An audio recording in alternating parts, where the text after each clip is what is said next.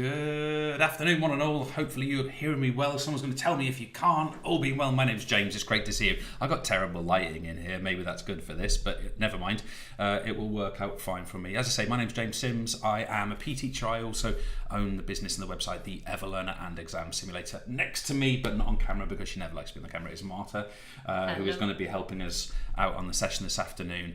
And we're really looking forward to it. Look, it's Tuesday. It doesn't feel like it. It feels like Monday, doesn't it? Because it's first day after a long weekend.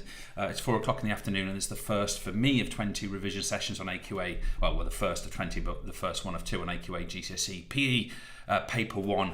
And we're doing all kinds of stuff in the coming weeks, including all of those A-level courses as well. But of course, you students out there, the one that's relevant to you right now is this GCSE PE paper 1. Let me be crystal clear about how this is going to work. I am going to do my utmost to cover every single element of the AEI, the Advanced Examination Information, which was put out, obviously, in the case of AQA GCSE. They suggested to you would be looking at long-term effects of exercise, you would be looking at things like components of fitness. So I've made sure we're going to cover that in here. Can I stress to every single person that of course you need to cover the rest of the material as well, but this doesn't make sense for us to focus on anything but this with the narrow time window we've got available. Now let me check my checklist. We'd like you to help us if you can. We don't want anything out of you, by the way. We don't want your money. We don't want anything like that. But if you'd be super kind enough to like the YouTube video or the live stream as we are now, and also to subscribe to the channel. We're actually marginally shy of 7,000 subscribers on YouTube right now. And maybe you could help us to get there even today. You can interact with us during the session. You can post comments directly below the YouTube video if you're watching on YouTube, or if you're on the Hub page, we've set up a bespoke live chat that you can talk to, especially Marta, directly, and Marta will answer your questions. And you might want to do that if you prefer more anonymity. You're worried if someone might read your comment. It's there for you, teachers. You're welcome to use that also.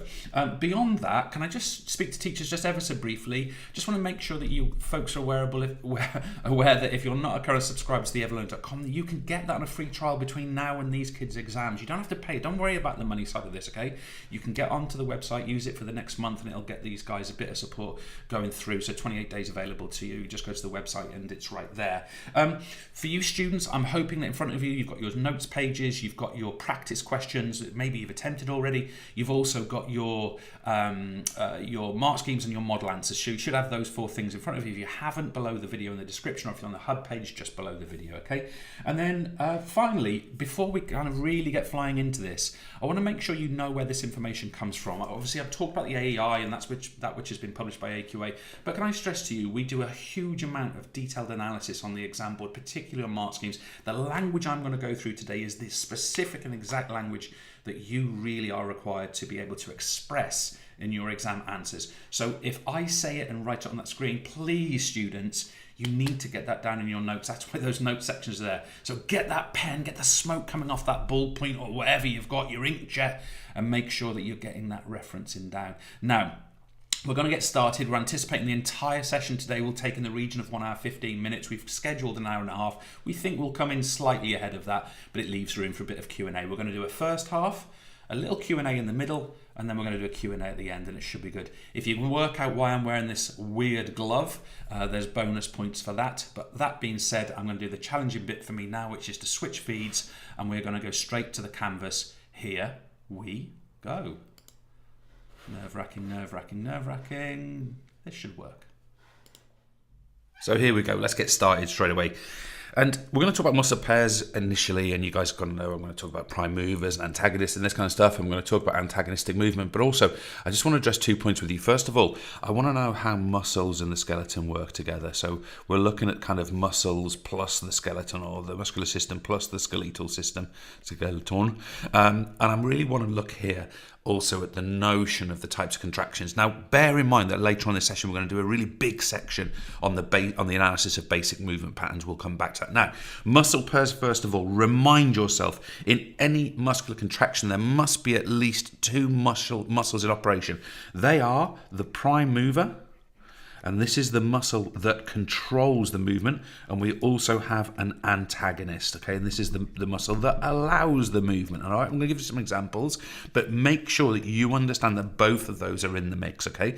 Now, you can also, of course, say agonist for the prime mover. That's absolutely fine. So let's take our press up, and I'm going to imagine that this guy here is on his way up. Normally, we'd have a sort of a 2-phase movement here, but remind yourself, this A muscle here, we have a tricep, And this B muscle here, we have a bicep. So nice and similar in their sort of names, but notice they're working together. Our tricep, maybe sort of draw it in here, our tricep, what it's going to do here is in this particular moment of time, is kind of long and lengthened. And as we, and its origin is up here and its insertion is up just here. It's a terrible drawing, but you get the idea.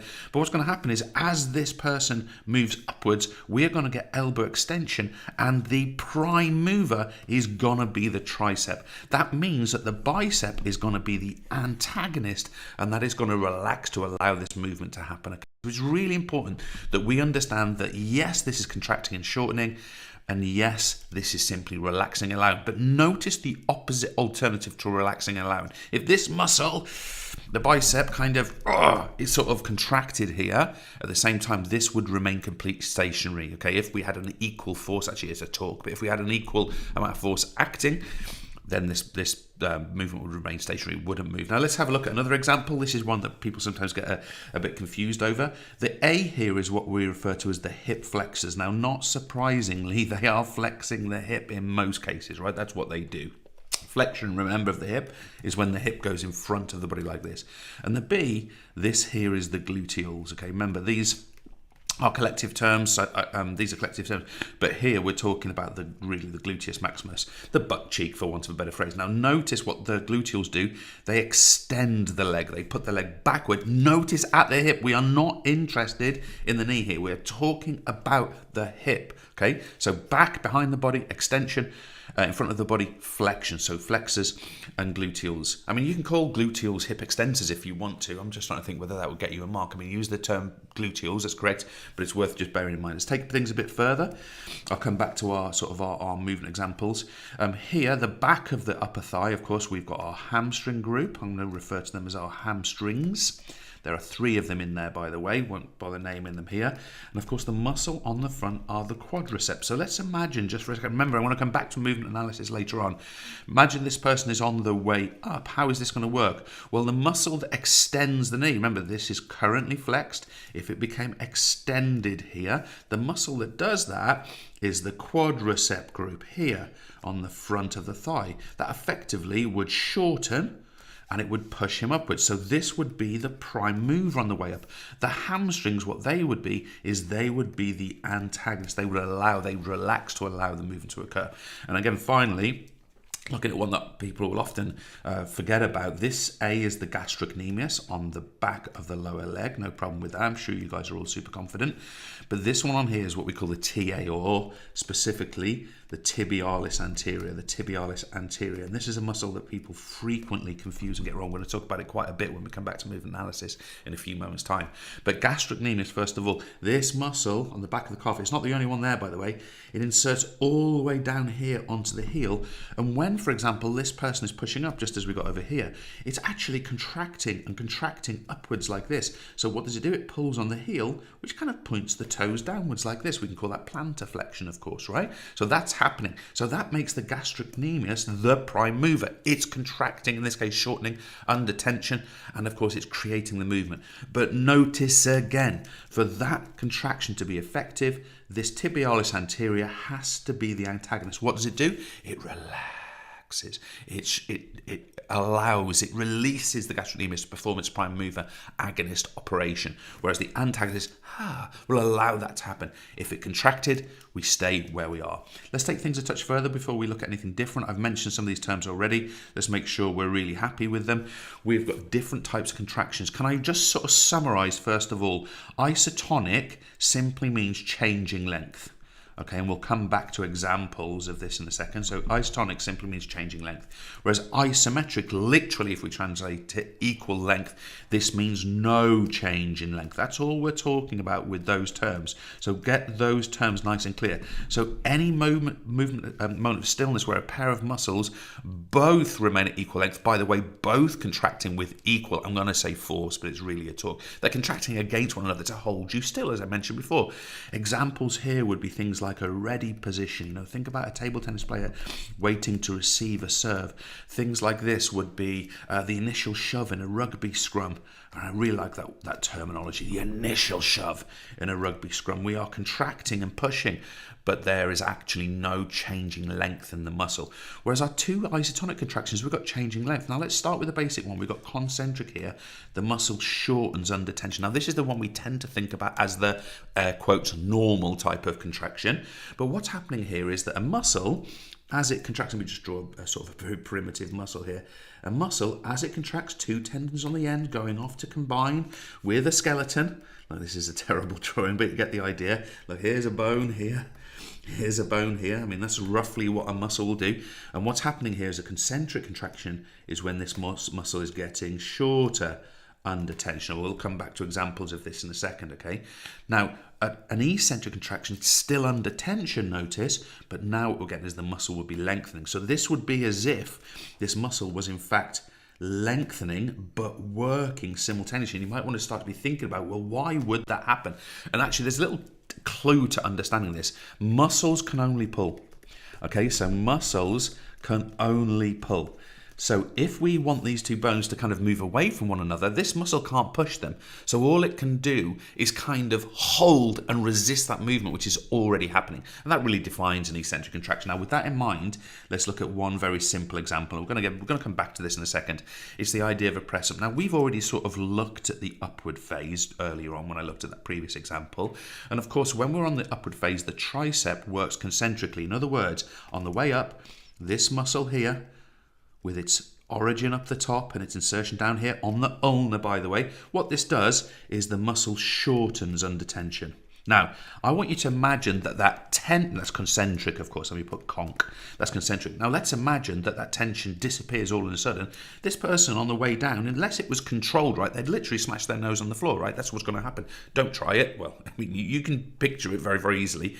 So what happens is this muscle, even though we're now getting elbow flexion, this muscle is not simply relaxing, it is lengthening, but it's tense. In other words, it's controlling. I like to say it's acting as a brake, you know, the sort of brakes that you have on the middle pedal of a manual car. A brake, it's slowing down the descent.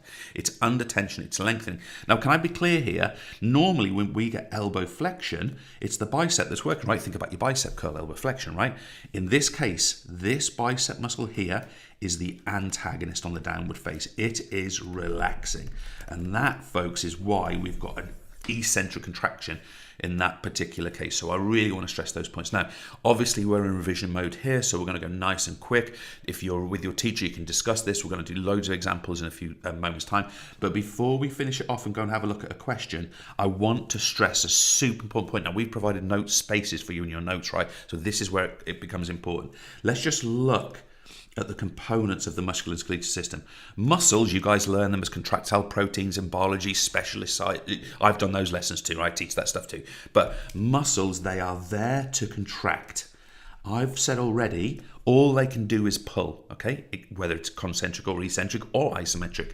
Now, the skeleton, okay, is a rigid structure, okay? And it's there to be moved. So we need a combination tissue. We need something that puts these things together. So we've got the muscles, these contractile proteins ram full of mitochondria. We've got they specialized fibers. We've got the skeleton. It's solid, although hollow. It needs to be moved, and muscle do that. So what do we have in between them?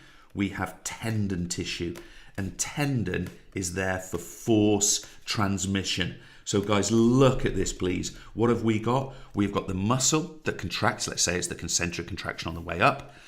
That wants to pull against the rigid structure of the bone, for whatever, let's say the long bones in the arm, for argument's sake. And it's the tendon that transmits that force. So the muscle contracts, phase 1. The tendon transmits that force, phase 3. The skeleton is then moved, phase 2. And then skeleton is then moved, phase 3. Now, that's a very, very simplistic way of looking at this. But let's be crystal clear. This tricep here, this little line here, this is a tendon. that's meant to be pointing just below the muscle. We've got a tricep tendon, which is connecting it, in this case, to the ulna, to the point of the ulna. In fact, think about your first-class lever systems if you want a bit more detail on that. So we must ensure we understand this. Now, with that in mind, let's have a look at a question. Our question was, and I should say at this point, you should have your practice questions in front of you ideally. Now, if you haven't, then do try and find them. If you're watching this on demand, get into the description or onto the hub page, print them off. If you're live, start scrabbling around quickly, see if you can get hold of them, because these images are in your practice questions. They're also, obviously, the mark schemes are in the mark scheme, but also you've got the model answers, which I've got in the picture here. Explain how skeletal and muscular systems work together to cause movement. They work in pairs. There's my first mark, antagonistic pairs. This is achieved by a muscle pulling on a bone via a tendon. Notice my force transmission. This allows the movement to occur, and then bones act as levers. So levers is a really nice phrase for us to get into our answers. And what do I pick up for that? I pick up 3 marks. Now, can I stress to you that is a model answer for that question? Given that this question is named in your, this topic is named in your AEI, I cannot stress importantly enough that you should at the very least be able to reproduce those 4 points. I would even argue that if you can't go and reproduce that, whatever it is, 3-line answers, almost to the word, literally to the word, if that question comes up, then, you've got to have a bit of a word with yourself. Okay. We're going to change flavours, and we're going to get onto blood vessels. Now, the main focus for me on blood vessels, folks, and please use your notes, is I want to look at structure and I want to look at function. That's what we want to do with blood vessels. Now, I'm going to throw these in pretty quickly, and the first thing I'm going to do with structure and function is I'm going to talk about our arteries. So let me get my arteries. I'm simply going to name it A for artery over here. So what is the structure of these arteries, first of all? Well, first of all, we have thick muscle. That is a structure. In fact, you can see that muscle wall just here, that thick muscle wall which is there. We also have a smaller lumen. Okay, now can I be clear what this is smaller than? This lumen, which of course is the opening to the cell itself, let me get rid of that because it'll help us, that is smaller than this. Look at this cross section here, look at this cross section here. The artery is smaller than the vein, so we've got a slightly smaller lumen. And finally, we have elastic walls. Now, they're elastic walls, which we'll come to in a second, because these types of vessels, they deal with high pressure blood. It's very proximal to the heart, so when the heart is in contractile systole phase, then of course they apply much force to the walls of the artery, and the arteries have got to be able to resist that, so they're nice and elastic. Now, they also of course have functions, these arteries. So what are they? First of all, they carry oxygenated blood. Now, you probably be able to tell me there's an exception to that, which of course is the pulmonary artery, but all but the pulmonary carry oxygenated blood. Secondly, they can cope with high pressure blood, and that's because they're leaving the heart, right? That's what they do. So their function is to cope with high pressure blood. And the other one, which I'd really suggest to you is an important one, is they're capable of vasoconstricting and dilating. So this muscle can contract in on itself and make that lumen smaller, and of course it can dilate out on itself, and therefore it can make it larger. So we've got this notion of vasoconstriction and dilation. Now, the second one we're going to have a look at here is our veins. So let me just put sort of pink for veins here. Our example, of course, is just here, my V. So what are our structure? This time we've got a thinner muscle wall. Let me put thinner muscle. Okay, so they do have a muscular wall. And by the way, this little muscular wall here is important because veins can actually pulse. They can actually boop, boop, boop, a bit like a, well, I was going to say it's a bit like a heart. That's a ridiculous statement, it isn't at all. But they're capable of actually just pulsing. Now, if you think about what a point we're going to come to in a second is dealing with low pressure blood, this is really important because it can start squeezing that blood back to the heart a little bit more. So the muscle is required, it's just not as elastic and thick and robust as in the arteries. Secondly, we've already touched on this, we have a large lumen. Now notice, that's an E in there, believe it or not, let me add an E, the large lumen. So this is kind of spacious, okay, but of course that pulsing can change that. And we also have in here what are called pocket valves, more of which a bit later on, but effectively pocket valves prevent blood flowing in the wrong direction and travelling back from whence that blood came. We don't want that. So what are the functions? Well, I've mentioned some already. In the main, with the exception of the pulmonary vein, I'm not going to go over that, but check your understanding. They carry deoxygenated blood. They deal with low pressure blood. And folks, importantly, these veins, they're capable of preventing backflow. Okay, so that's their job. And of course, you know, we're sort of skimming over the main thing is to return blood back to the heart. Now let's finish this off. I'll do it in a sort of a blue colour, our capillary. Now, can I stretch at this point? We are not to scale here, so I'll just put my C. It was meant to be blue. We are not to scale here. This thing, you guys should know exactly how big this is. If you don't know that it's 7 micrometers in diameter, because that's the exact scale of a red blood cell, then you should be talking seriously to your biology teacher, because you guys obviously have studied that. Now, this is what we're going to say, the structure of this. It is 1 cell thick, more about gaseous exchange in a few moments' time. So it's 1 cell thick. Secondly, it surrounds tissues. So its structure is to be at tissues, okay? So whether that's a muscle tissue, alveolar tissue, it surrounds tissues. They're found between A's and V's. In other words, they connect arteries and veins. Hey, that's a neat little point, right? And the second one, I'll just put it over here, they're very numerous. Okay, now there are other structures about them. For example, one we tend not to get a mark for in PE, but you guys know really well, is they're partially permeable. I mean, really feel free to write that in your answers. Absolutely accurate. Also, there's a little bit of muscle on the entryway to these capillaries, but maybe that doesn't get as clear a mark as some of the points, but we'll come back to that perhaps elsewhere. Second, so function of these things, we get efficient, and I really encourage you to include that word, gas exchange. Now, again, you can talk about diffusion and permeability here, that's absolutely fine. But the other thing that these ones do is they remove waste products. I mean, not actively, it happens via them, I suppose, is what you would say. And of course, that's in that gaseous exchange, down the diffusion gradient type concept. Sip my tea there, just bear with me a second. All right, questions. Notice the wording. State 2 structural features. So 2 things I want to get here. The first one is I'm asked specifically for 2 things. Now that means your exam board is able to say, mark the first 2 answers only. Okay, so that is possible. They'll say that. Second one, we're only going to get marks here for structural. So what do we say about capillaries? They've got a small lumen. They're tiny. They're really, really small. And they're 1 cell thick. Okay, so the diameter of a red blood cell, and they're 1 cell thick. Notice we could have got between the arteries. And this is a nice point. I didn't actually put this over here. We've also got a large surface area. Okay, large surface area, so all those points nice and relevant. Now, if we go a little bit further here, we've got now 2 functional features. Now, again, this is of capillaries, it could have been in veins, it could have been arteries. Site of gaseous exchange, lovely. And we've got, there are millions of individual capillaries. Okay, so therefore we've got this sort of very large surface area, for diffusion. All right, so that point there would also be completely legitimate in that particular case. Okay, so we pick up those 2, but the 2 points I want to make is be prepared to answer specifically 2 or minimum of 2, and also look for the word structural or functional. That's likely to be in your questions. Now, I'm just going to take the briefest of stops there just to blow my nose and just to sip my tea, and I'll be straight back with you.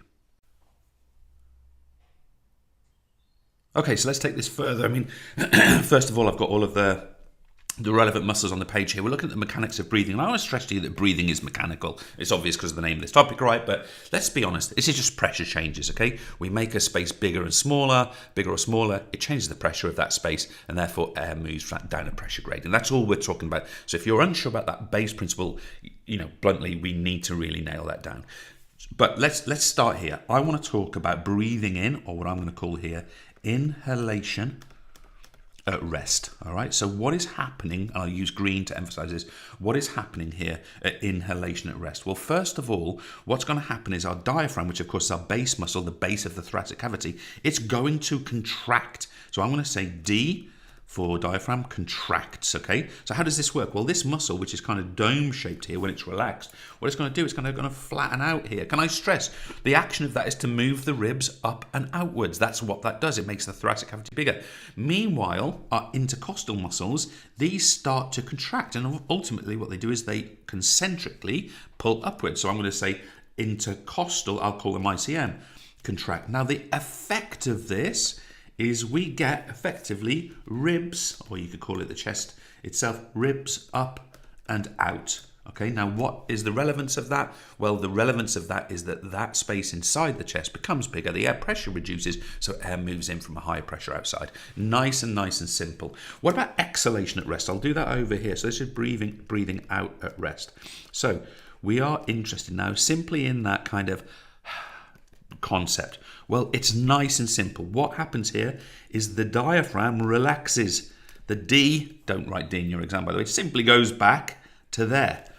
Therefore, it reduces the space in the thoracic cavity. We also get our ICM muscles relax.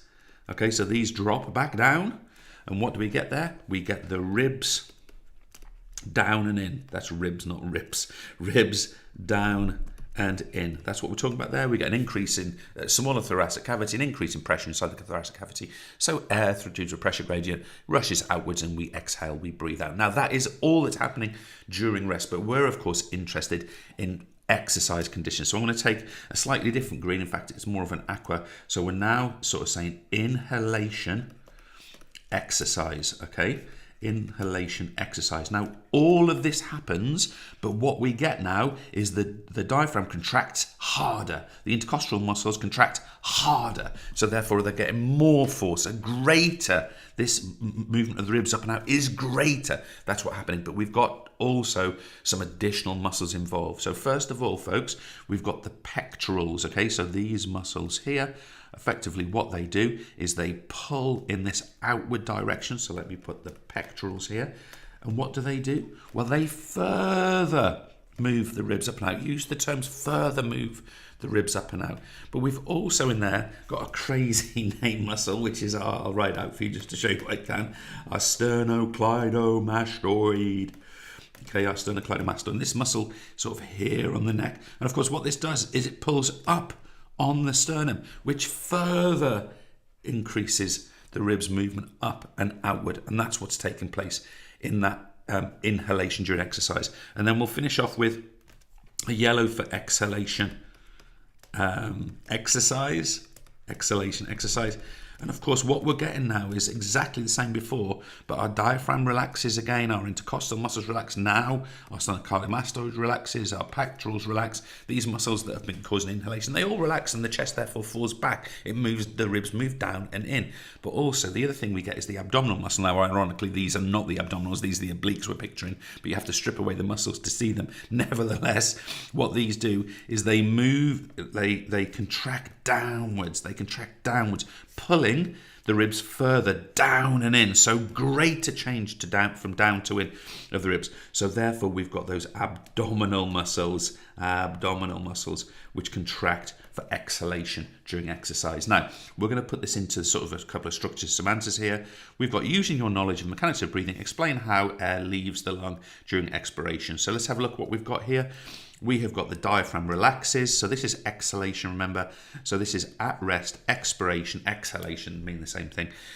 Diaphragm relaxes and returns to its dome shape. Likewise, the intercostal muscles relax. So we've got that too.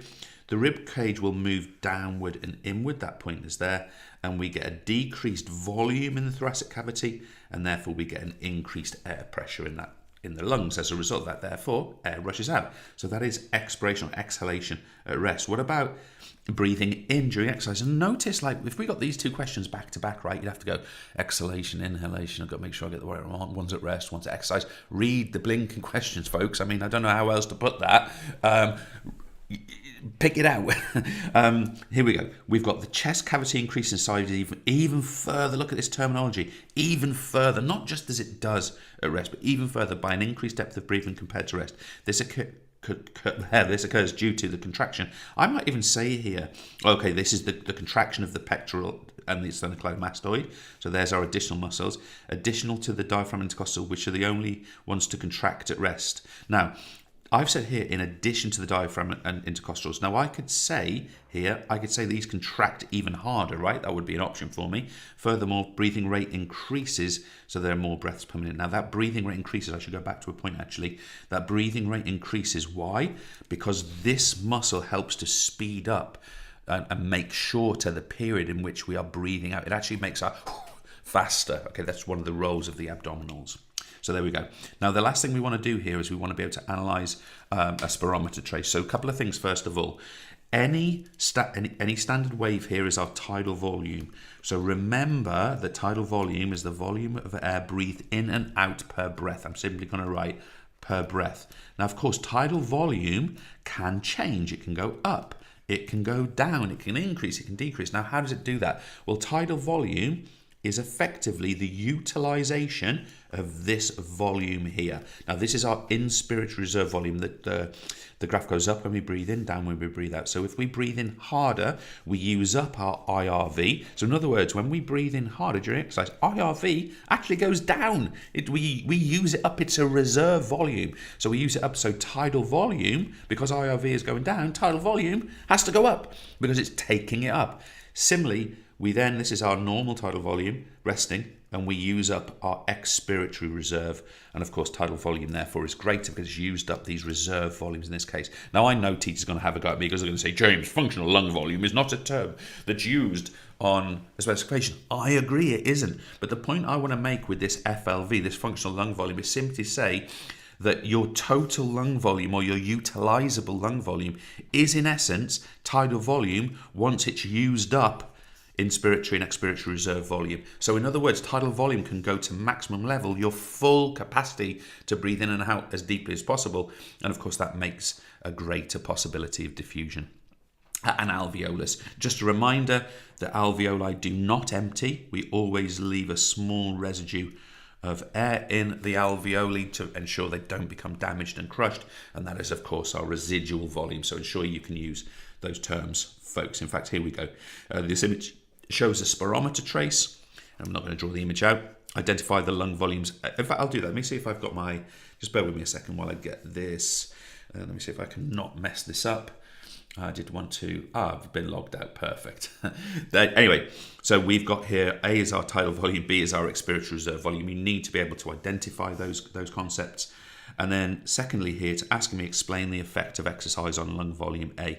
And simply that is that the inspiratory reserve volume decreases during exercise. Why? Because tidal volume increases. So because I'm explaining it, I must say, yes, here IRV goes down. Why does it go down? Because increased tidal volume. And now you can bring that back to mechanics if you want. Our diaphragm and intercostal muscles are contracting harder. We've now got the sternocleidomastoid and pectorals drawing more air into the lung. In other words, we're using up our IRV and tidal volume increases as a result. Straight on, folks, because we're sort of towards the end of this canvas, so let's keep it going here. Aerobic and anaerobic exercise. So a couple of things I really want to stress other than what's on the page. Can I talk to you, please, about application? I cannot stress this enough. You folks must be able to apply these to examples. Now, we've got aerobic respiration or aerobic energy release. Can I come back to your chemistry studies? Here are your reactants. Let me choose a different colour. Here are your reactants. Here, in fact, I'm going to say here and here are your products. We also have the release of energy. And of course, as in all chemical reactions, this would be a balanced reaction. We're not going to get into that now, but it would be, and you guys can kind of imagine that you may well have studied the breakdown of glucose aerobically and anaerobically already in biology, so I'll leave that for you guys to ponder. Now, what I want to stress about aerobic respiration is the following points. It is long duration energy. So straight away with my application, I'm thinking about sports like marathon, triathlon, road cycling. I'm thinking about open water swimming. I'm thinking about 90 minutes plus extra time of a football match. I'm thinking about the entire 80 minutes of a rugby match or 70 of a hockey match. I'm talking about all that kind of stuff. That's what we're talking. We're also talking, that's why I was going to put short duration here. That's wrong. We're also talking here what I would describe as moderate intensity. They will accept low intensity activity, all right? So again, we're looking at applications where it's long duration and moderate intensity. Moderate intensity is something that's not sprinting pace, for example. You know, you're jogging. It's an awful way to describe a marathon, some of which I've done, and it definitely isn't going for a jog. But the point remains the same. Long duration, moderate intensity, your marathons, your triathlons, your anything aerobic in that context. Now, the other thing, just to stress, is it occurs with sufficient oxygen. Okay, so I'm going to put this term in here for you. It occurs with sufficient oxygen present. Now, of course, we've got to deliver that oxygen. It's partly mild mechanics of breathing, right? Is involved in that. Now, where that is different is where we come to this anaerobic, this non-aerobic system. This time, we simply convert glucose into lactic acid. So here's our reactant glucose into our product lactic acid, and we get the release of energy simultaneously. Now, this is happening during short duration, and this is happening during high intensity.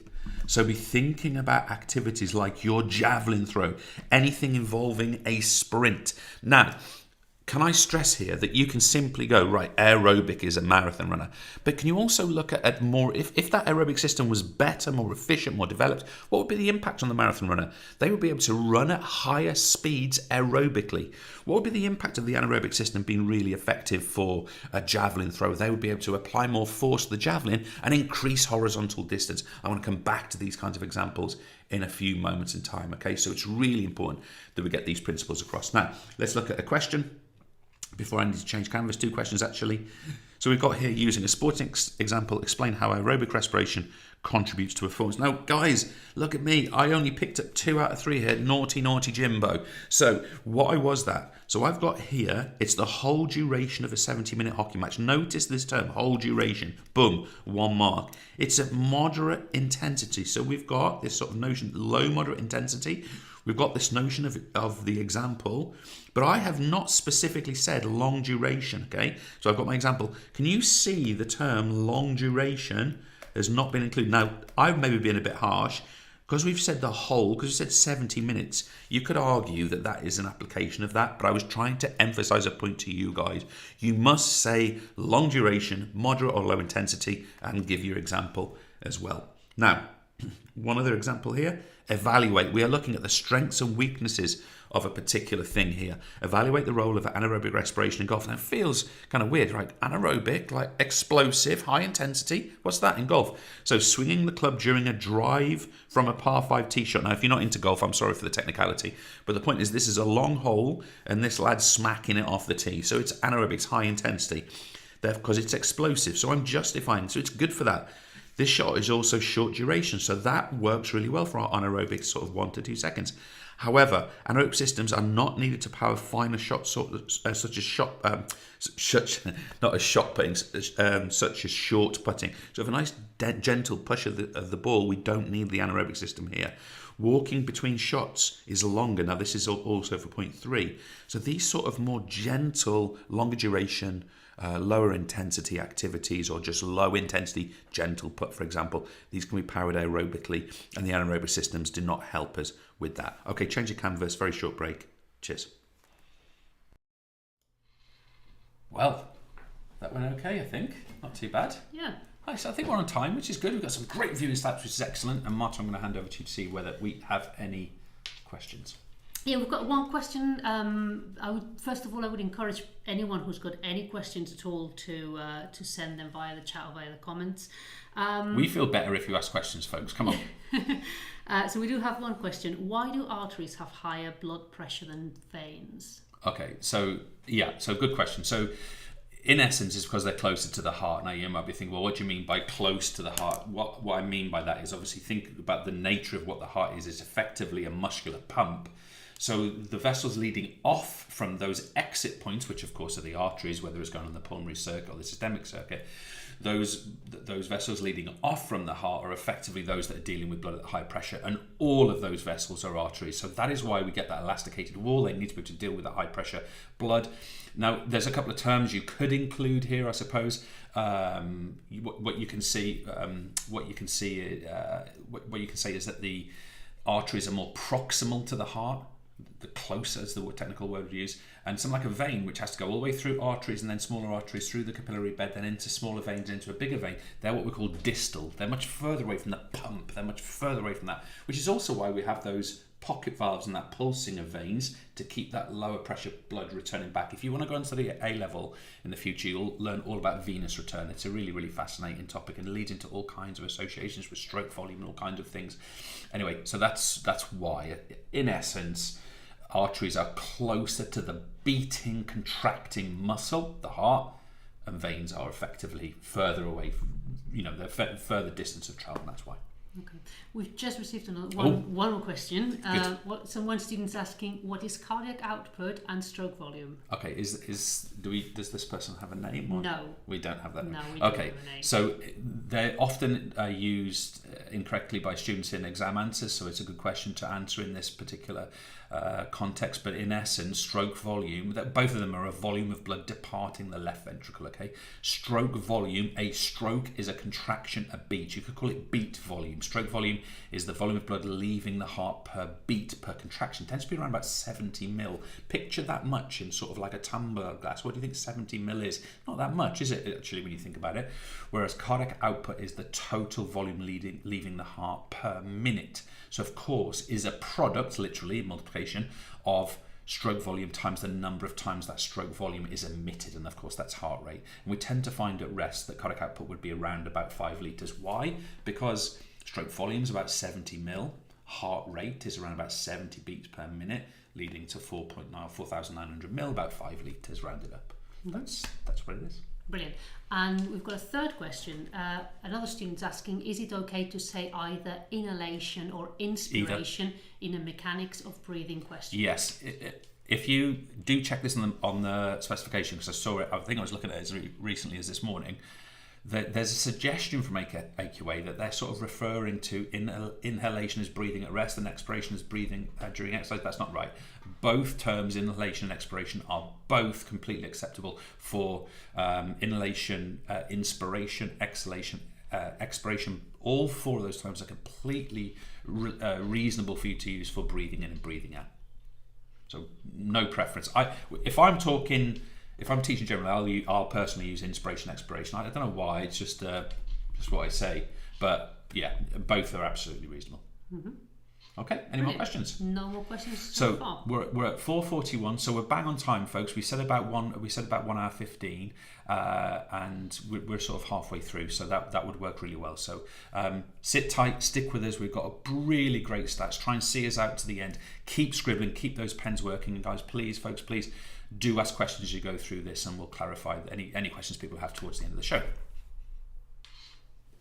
Ready? Let's go. Okay, hopefully this little transition will work neatly as the last one did. 1 second, please.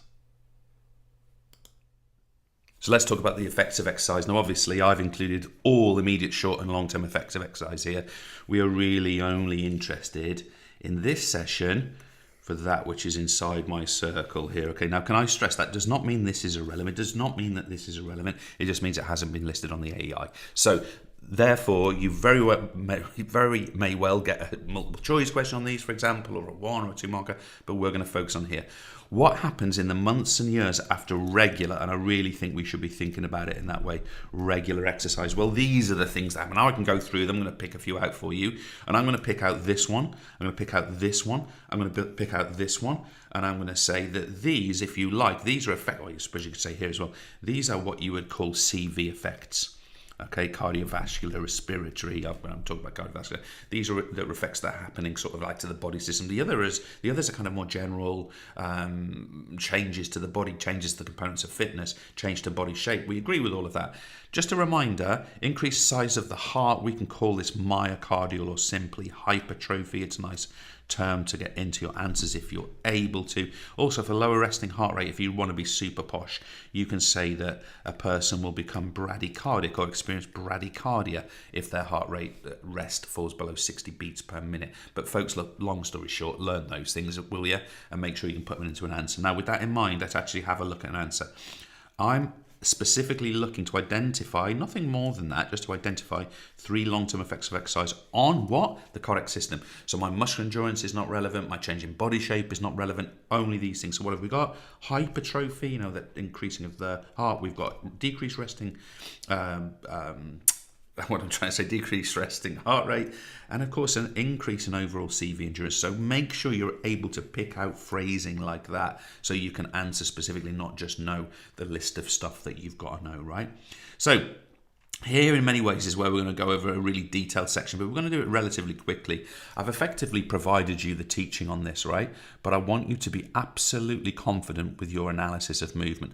Now, what I've done here is I've chosen the analysis of movement that your exam board has named specifically that they're likely to ask about. Can I suggest to you very clearly that the examples I have used are not exhaustive? It's absolutely reasonable for the exam board to ask you other examples. Do I think they will? No, I think they'll come from the ones I've got here, but they can. Okay, so I just want to make that absolutely clear. Now we've already looked here at the press up. Can I just stress that we've got 2 phases? Have a look at that, and can I just repeat again? In the downwards phase, we have got the isonic eccentric contraction of the tricep. Why? Because this muscle, while it's lengthening under tension on the way down, it is acting as a brake. It is slowing the movement down towards the floor. It is pulling on the ulna to prevent us accelerating too much towards the ground and potentially bashing our nose. Now let's take things a bit further. Now we've got a throw in here. This is one that I feel we should be really prepared for. Now can I stress we do have 2 phases. We have the preparation phase. This is what we've got here in the picture. Okay, preparation phase. But can I stress here that if the arms had moved to here and the ball was on its way out, this is what we'd call the release phase. Okay, so I've only produced one image of this at the moment. So what do we get here? They're both concentric contractions, but on the way back, as the arm is flexing at the elbow specifically, the muscle which is creating that movement concentrically is our bicep. It's the front of the arm. But as we get elbow extension, and this is really the point we want to make, as we get extension of the elbow, the tricep is doing that concentrically and propelling the ball forward by extending the arm at the elbow specifically. Let's take it a bit further. We've got a kicking action here. Of course, what we've got, effectively, we've got the preparation and the kicking phase. So just notice that this is the prep and this is, if you like, the kick. Okay, so they're the 2 phases here.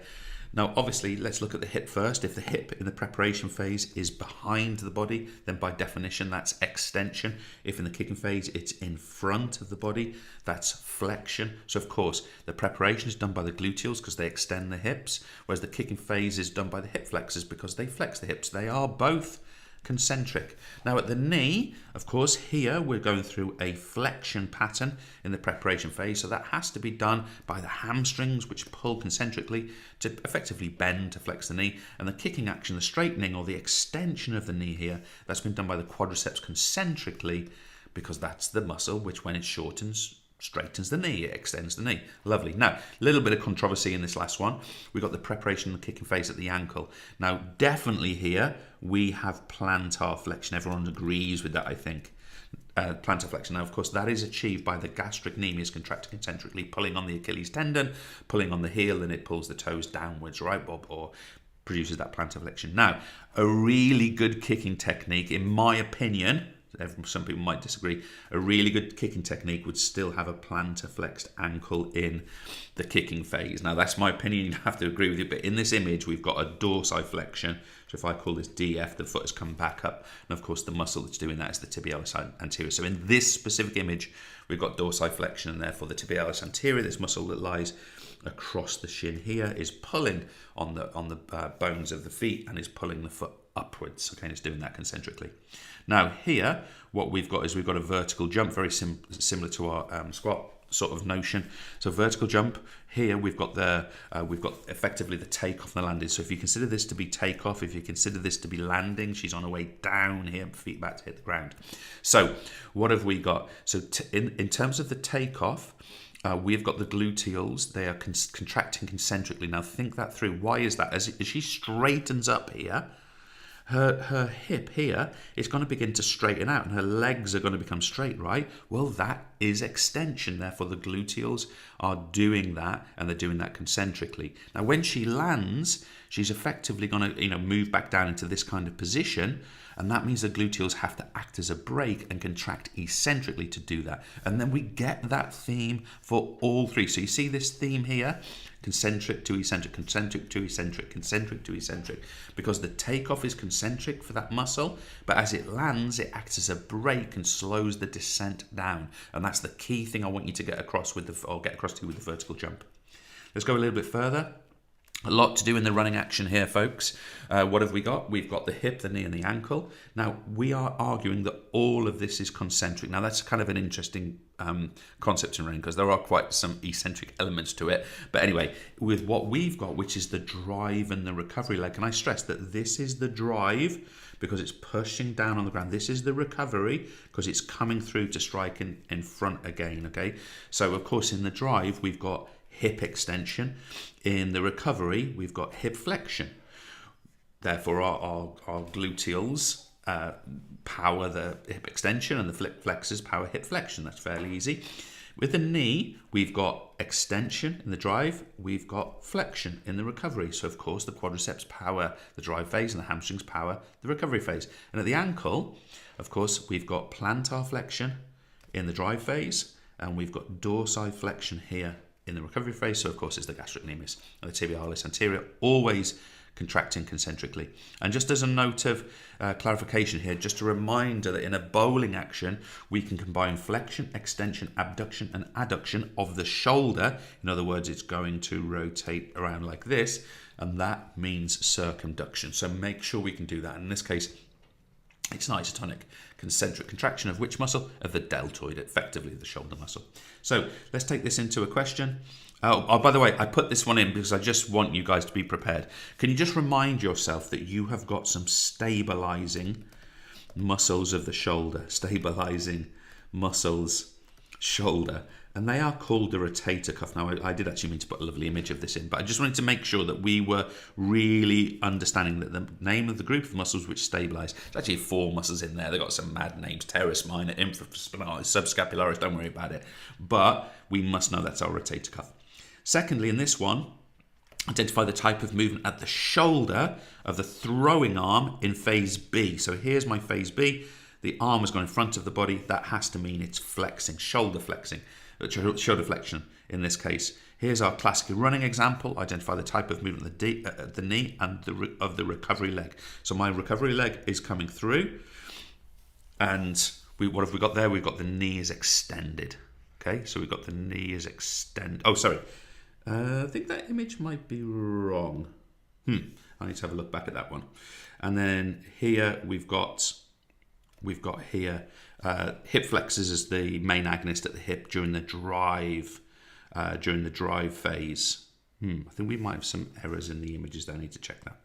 Okay, let's move on to components of fitness here, folks. Components of fitness, what do we have?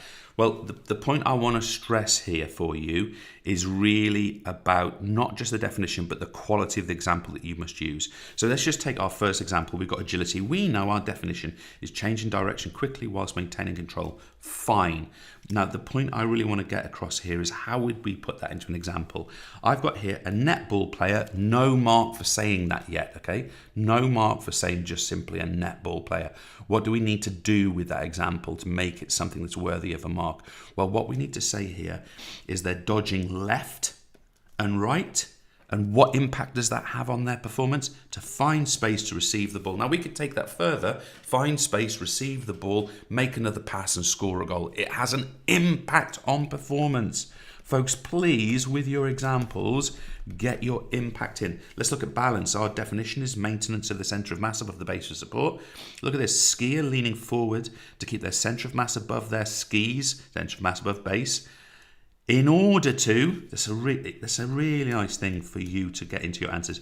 In order to prevent a crash and stay in the race. In other words, have a better chance of winning, right? CV endurance, or sometimes referred to as aerobic power. Look for that term. You might be asked that. Ability of the heart and lungs to supply oxygen to the working muscles. So in order to. Triathlete efficiently delivers oxygen to the gastrocnemius when running. In order to work at higher intensities aerobically and prevent obla. Wow, that is a wonderful answer. Work at higher intensities aerobically. Remember, aerobic respiration is described as energy release under low or moderate intensity exercise. So if we can work at higher intensities aerobically and not build up that waste product of lactic acid, then of course that is advantageous. Let's go a touch further. We've got coordination, use different parts of the body together.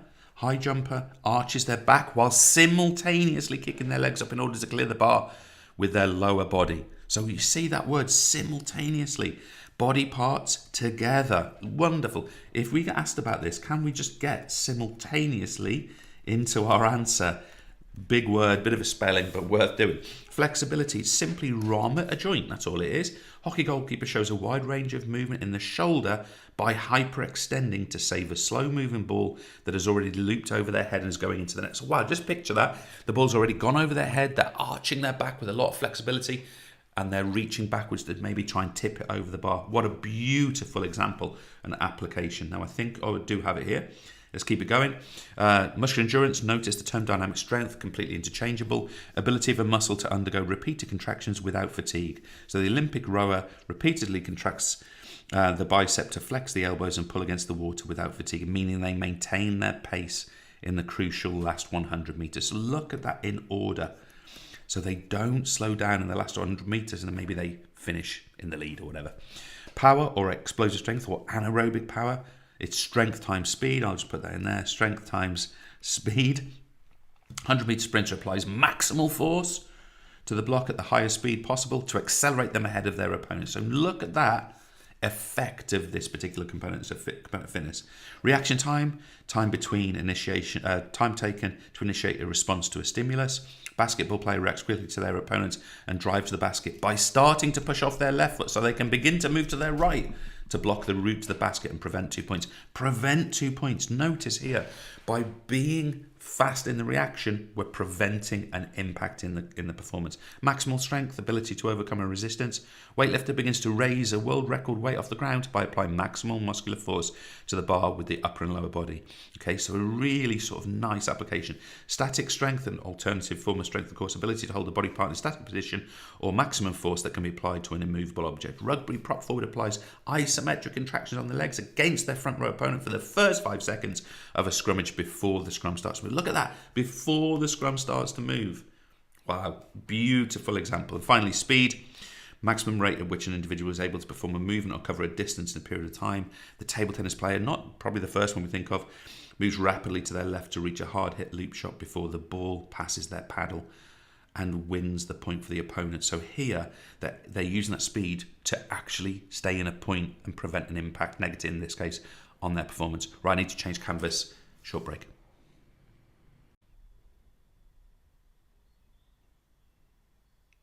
So I think this is an interesting question. Why? Because we're asked to explain how.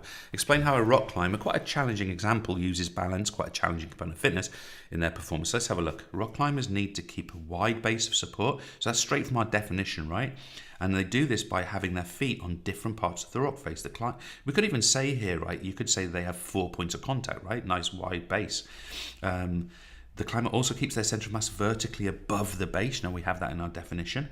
And they do this by not leaning too far to either side. Finally, the climber can keep centre of mass close to the wall and should avoid leaning back to maintain balance. Wow, what a wonderful answer that is. And that answer clearly expresses the meaning and how you would apply balance. So it's not just about learning a definition, it's also about understanding how different performers will use that notion in their performance. Now, justify is an AO3 skill. So let's be really clear here.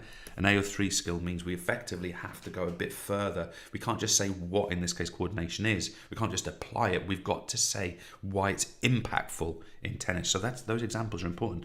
The player needs to coordinate the movement of the arms, legs and hands to strike a first serve cleaning with power. Notice here, combining body parts. I know my definition. They must be able to run forward at pace while looping their racket back with their arm when trying to successfully reach a drop shot. So they're not just running forward, they're combining that with racket head preparation.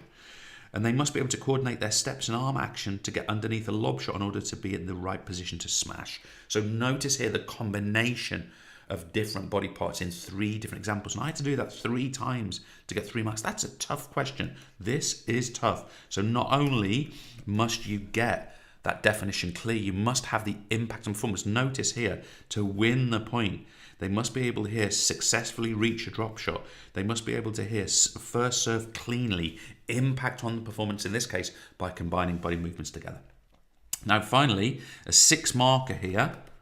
Okay, and I really urge you to have the mark scheme in front of you and the marking guidance.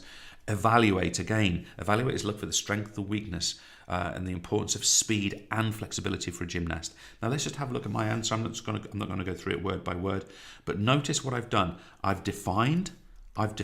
Say what these things are. That's going to help me in my AO1. Secondly, here, why does a gymnast need speed? This is the application.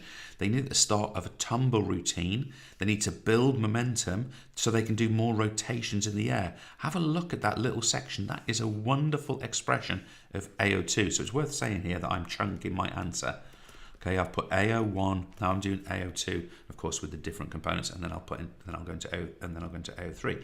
Now, here I'm actually now going to do also more speed means greater height when performing a vault. So I should have included that as well. So the gymnast has more time to perform aerial moves like somersaults, twists before landing.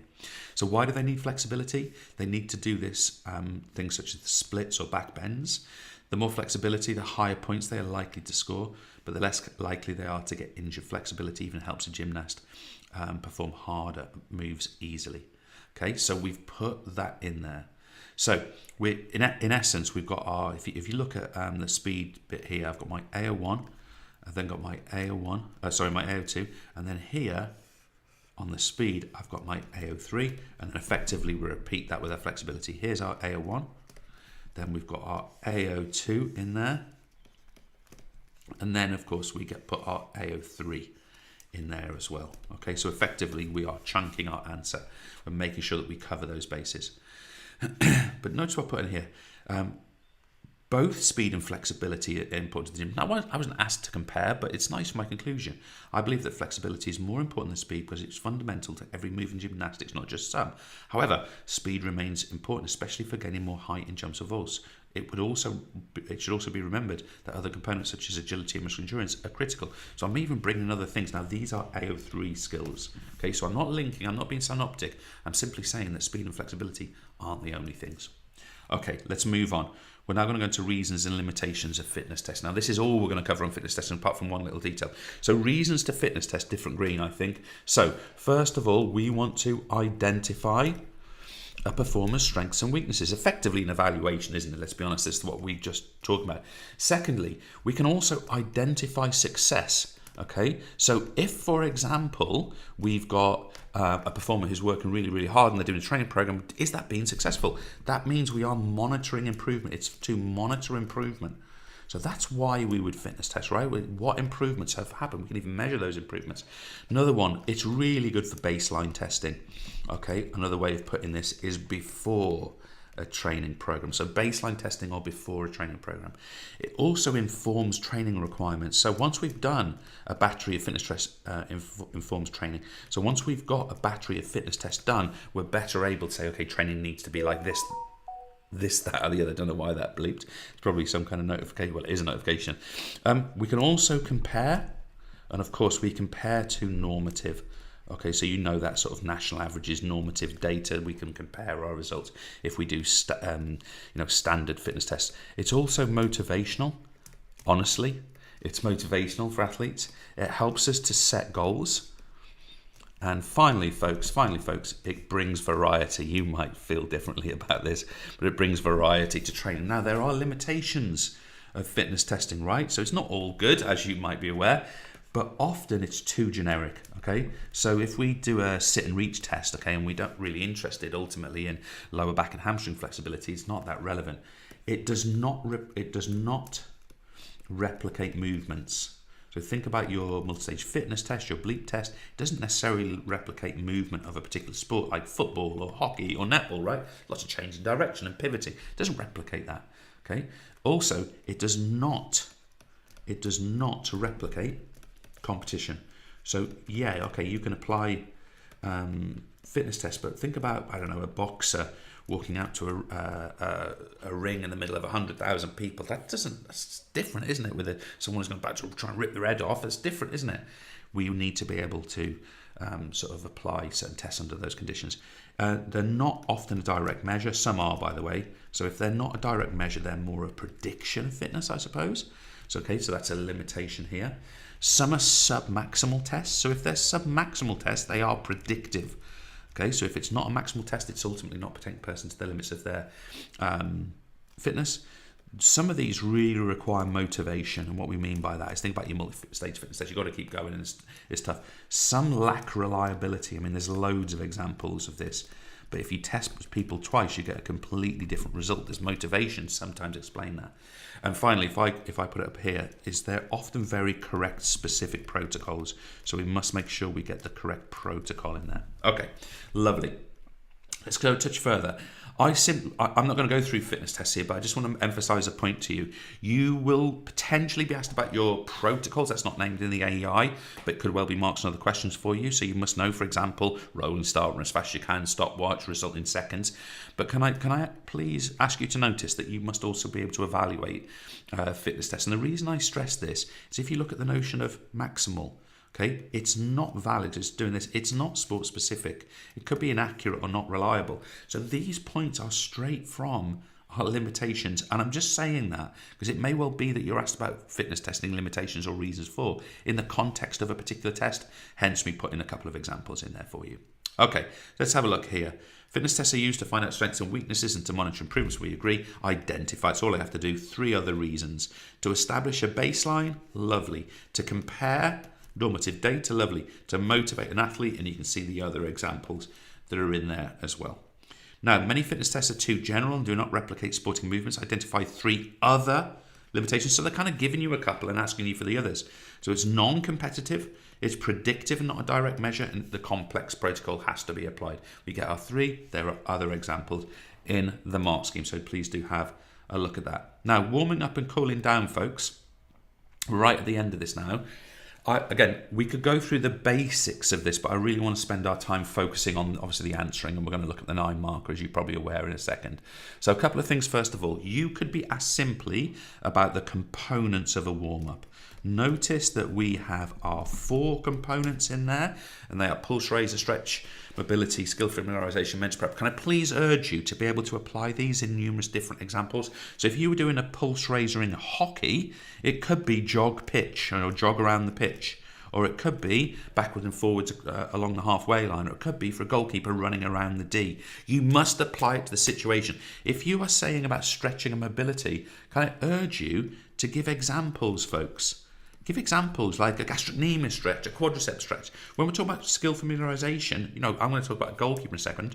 Talk about saves, shot stopping. If you're talking about a weightlifter, say they go through the full technique by lifting a lighter bar or whatever it happens to be. Mental preparation. Talk about things like visualization. Think about things like visual. What am I writing? I was meant to say, I have no idea what I just wrote. Visualization. Talk about things like deep breathing exercise. Now, the other thing, of course, is these are the benefits. This is what a woman will do for you. Effect on the body temperature, which, of course, is to increase it. The range of movement increases. Now, we can talk about synovial fluid and things here if you want to. Gradual increase in effort to full pace. This is a lovely response to get into any answer. Psychological preparation by taking a moment, doing some visualization, doing some deep breathing. Practice of movement skills through the whole range of movement. We agree. That's going to come in here, of course, right? And injury prevention. And otherwise, basically, the likelihood of injury goes down or injury prevention goes up, right? That's what we're talking about. Now, in our cool down, same notion here. We've got our components, 3 part of them, and we've got our benefits. Can I just stress here, we're maintaining respiratory and cardiac rates. I'll come back to that. We're gradually decreasing respiratory and cardiac rates, and we are stretching. Why? Because it allows the body to recover. It's the more efficient removal of waste, such as lactic acid, CO2, and other waste products, and it prevents DOMS. I mean, this is questionable, but it does, I would say it minimises is maybe a better way of putting that. It will minimise DOMS, minimising activity of DOMS in this case. Now, obviously, I'm just going to pause here because I'm going to change canvas. I think I do. Yes, I do. Oh, no, I've got one question to do before then, and we'll do the 9 marker. This one is simply explain why a roller hockey player, now think about that example, you might need to use that one, would complete a cool down after a match. Well, it's fairly obvious to recover faster. And the impact of that is training in sooner, remove lactic acid to be less discomfort, prevent DOMS, and is likely because this DOMS prevents soreness after the activity. There's our 4 marks. Why are they doing it? Notice I am not putting components into this answer. Why? I simply wasn't asked for them. Okay. Now I might mention a stretch, that's fine, but I wasn't asked for components, so I'm saying really these are the benefits of the cool down. Now, super quick change of canvas, and I'll be straight back to you with the 9 marker.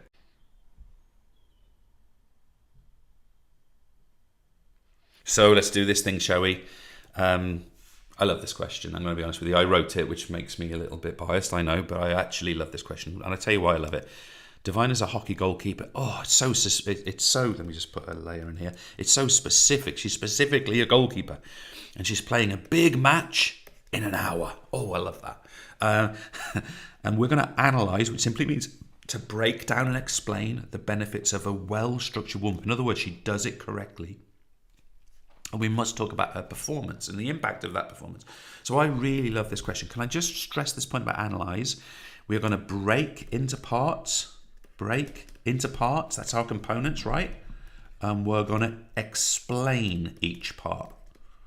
Okay, so that's the role of what we're doing here, okay? So that's what we're going to do. So let's go through this. A well-structured warm-up would have what? Oh, by the way, you should have the mark scheme next to you, I'm hoping. Okay, I'm not going to have it on the screen. A well-structured warm-up would have 4 components. So there's my first sort of credit. And then I get pulse raising, I get stretching, skill-based, mental prep. Simply by learning my AO1, I get credit. Now I'm going into the application. So now I'm taking the pulse raiser and I'm starting to go into AO2 application. For the pulse raiser, Divine could jog around the perimeter of the D. Folks, notice how specific that is to Divine. It's not jog across the bit. It's her actual performance space where she defends the goal. And this would help with oxygen delivery to the muscles of the leg. So that's the impact of this throughout the match. Furthermore, muscle temperature would rise and decrease the chance of soft tissue injury. So I'm getting the impact. So because she's therefore done this pulse raiser, she gets warmer, she gets oxygen delivery, and there's less chance of injury. It also makes the muscles more pliable. Okay, so of course, I could have taken that further actually and said, right, makes her more likely to make a dynamic save, maybe. Divine must stretch. So here's my second part. Divine must stretch to increase the range of movement of joints such as the hips to make split saves, very common in hockey.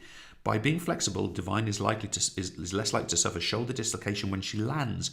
Look at the specific nature of that. Shoulder dislocation in goalkeeping hockey when she lands from a diving save. Specific. Divine is likely to use both static, especially for the legs, but also dynamic stretches to loosen the whole body. So I'm even giving examples. For skill-based practice, so I'll now move to here. For skill-based practice, Divine could take part in shot stopping specific to her, or distribution drills with her feet. Notice 1 example, 2 examples. Increases the coordination of antagonistic pairs, making her technique better in the match. Finally, Divine will take part in mental prep. Here we go. Such as using deep breathing, visualization. Look, 1, 2 examples of how it would be done. Now we're going further. During alone time in the warm-up, this will mean that she's able to reach optimal arousal levels. Guys, can you see? I'm starting now to link synoptically to other areas for Divine, which is likely to be low arousal according to the inverted U theory. That is clearly a link to other theory. Now, why is it? I might have said, why is it low arousal level? Well, goalkeeping, although it involves some gross skills, involves some fine skills as well. Maybe I need to express that. Interestingly, though, according to me, Divine must be able to hype herself up when running out to it forward or making a powerful save. Gross skills require higher arousal. Do you see the quality of the linking now? If Divine is psychologically prepared, she is likely to make good decisions in the game via her information processing, which requires her to perceive stimuli as inputs, make decisions on those inputs, and then implement the correct output movement, such as making a diving save with all of these stages. Divine will have taken her performance up to match intensity and her essential skills through the full range of movement.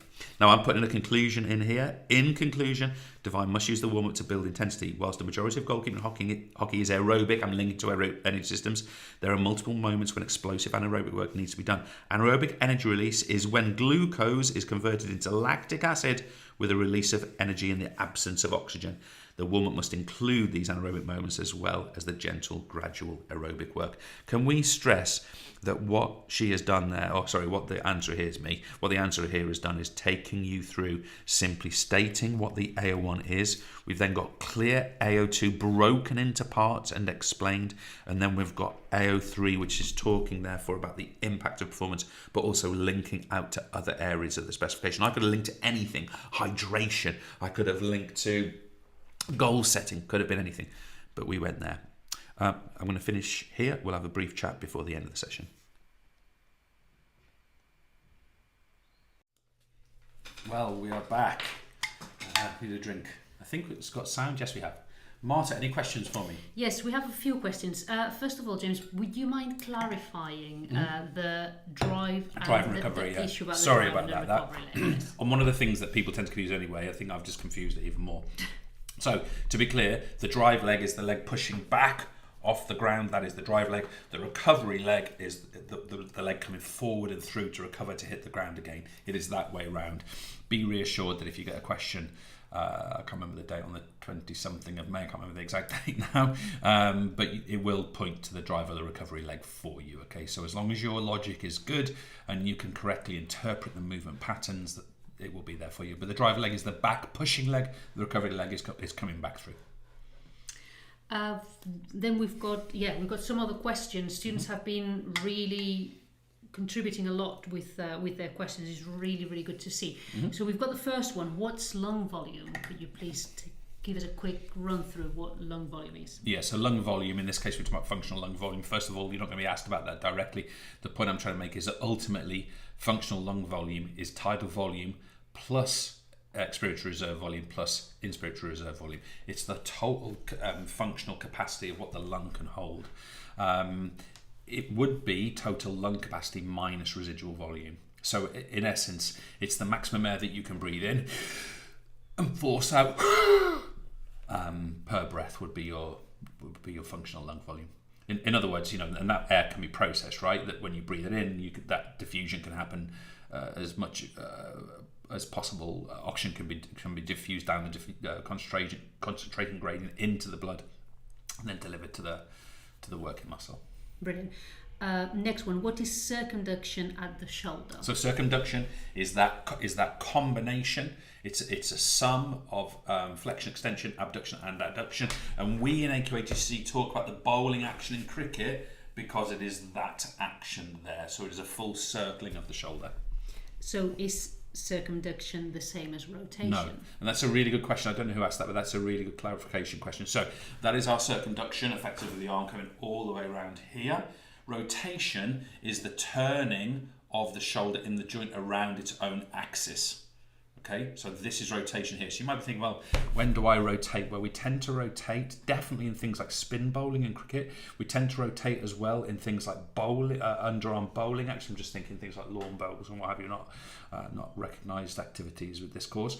What else would we get there? Any kind of even though it's a different action, any kind of hook, punch in boxing would ultimately have a rotation around the shoulder as well, but that is the internal rotation in the socket of the shoulder, not the circling of the arm in something like a bowling action. We've got another question regarding circumduction. Would the javelin movement be circumduction rather than flexion? No, and the reason that would be is because you start here, you go back to here, and you throw here. Okay, you are not doing that full circle. Let me just go through it. So here I've got shoulder flexion. I take it back, this is now shoulder extension, and then I go forward again, that's shoulder flexion. Brilliant, thank you. Another student would like you, James, to explain a little bit more about residual and tidal volume. Okay, so tidal volume is the volume of air, not oxygen, the volume of air breathed in and out during a normal breath. So if I breathe in, out, that volume I'm breathing in and out is tidal volume. It tends to be about half a litre of air. 500 mil is roughly the resting average, okay? So that's our tidal volume. Now we can make, as I said before, we can make tidal volume go up by utilising our inspiratory reserve volume, so I can breathe in more deeply and breathe out more deeply using my expiratory reserve. Okay, so that tidal volume is now getting greater. Now, residual volume is a quantity of air which never leaves the lung. Now, don't worry, it's not the same air all the time. It's just sitting in there all manky and rank and stinking. No, residual volume, effectively, you can't, to get every bit of air out of your lungs, you have to crush your chest right down like think about when you try and sort of use a bit of cling film or you use a freezer bag. You can't crush everything out of your lungs because those delicate epithelial cells of the alveoli would become damaged and broken. So there's a little bit of air. And just think about the muscles around your thorax, your intercostal muscles, your diaphragm. They can't crush your ribs all the way in to force the lungs to be really small. There's always a little bit of give in there, right? So of course small amounts of air remain in there because there's not a pressure difference. Brilliant. Another student is saying, when writing about examples of coordination, can you mention hand-eye coordination? Brilliant question. I don't know who you are, young person, but that is a brilliant question, and the answer is yes, you can. Hand-eye coordination is a completely reasonable version of coordination.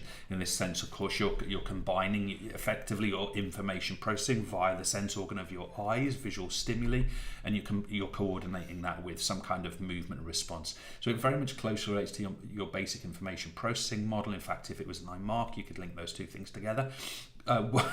As a note of interest, hand-eye coordination, as what we would refer to as an ability, was a term identified by someone called Fleischmann. And Fleischmann is well referenced in the teaching of PE and sport.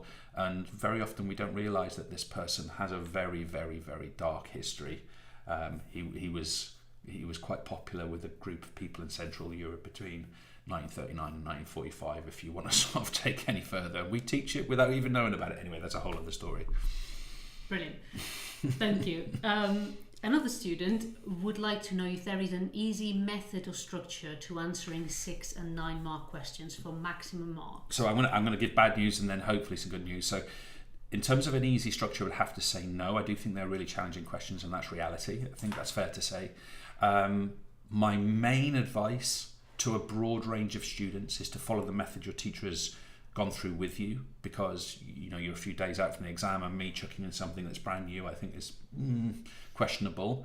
However, if you're really not happy with the method that you're currently using, I strongly advocate the document that I published as a blog post last Wednesday, 6 days ago. It's on our blog, you can't miss it. It's called 2 Experimental AQA GCSE PE Resources, and one of them is there to structure the 9 markers. So I would really urge you to do that. The main focus of that resource, completely free by the way, the main focus of that resource is to support students, especially around AO2 and AO3. At the end of the day, you younglings, if you don't know the answer to the question because the content isn't there in your mind, that's on you, right? You guys need to learn. That's what the session's for. But the AO2 and AO3 is a skill, and that AO2 and AO3 can be helped by that resource. I'll post it around teachers after this, and it really helps you to form synoptic. It forces you to make synoptic links. It also forces you to structure a well-structured conclusion. So I would urge you to go and have a look at that. I'm not after anything. It's completely free. Get stuck in. But again, my main advice is to learn the material well. Secondly, is go back to your teacher and recover with them that method which they have taught you, what they've guided you on. Teachers, obviously, feel free to use our method if that helps you. Brilliant. We've got Cool. We've got one more question. Great. So far, we've still got time. I think we're good. So the student's saying, when speaking about reasons for fitness testing, can you mention comparing your scores to national averages? Yeah. Or is that the same as comparing to normative data? Yes, they're equivalent points. So if you were to say, if it was asking you 2 marks give 2 reasons for fitness testing, and you put those 2 comparing to normative data, comparing to national averages, that is extremely likely to be the same mark on the mark scheme, which means you would only get 1 mark, and effectively you're repeating whatever that is, 0.3 on the mark scheme.